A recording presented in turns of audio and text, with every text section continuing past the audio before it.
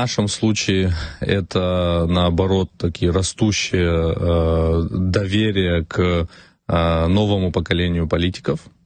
Я это так вижу, потому что есть некая надежда на то, что вот новое поколение политиков все-таки как-то будет больше контактировать, будет более открытым, более эффективным.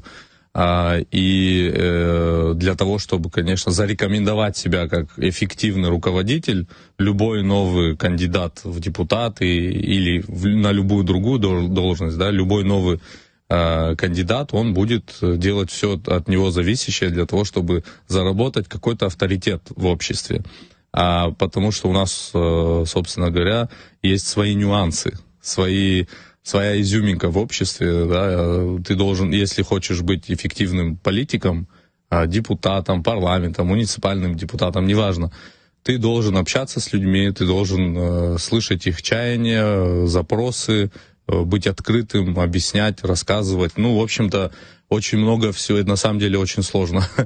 Вот, в Европе или там в западных странах это все зависит от стран, в разных странах по-разному, на самом деле, там у них тоже в каждой стране своя очень... Специфика, понятно. Да, специфика. Но в целом, да, они, конечно, потому что идеологически там все у них уже понятно, все давно решено, и люди поэтому уже индифферентно относятся к политическим процессам, потому что им давно уже внушили, что они не влияют на процесс никак.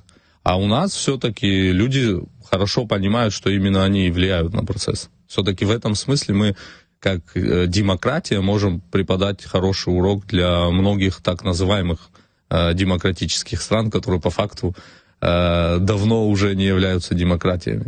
То есть Европе мы урок преподать демократии можем? Абсолютному большинству стран в Европе мы можем преподать уроки того, как нужно проводить демократические выборы.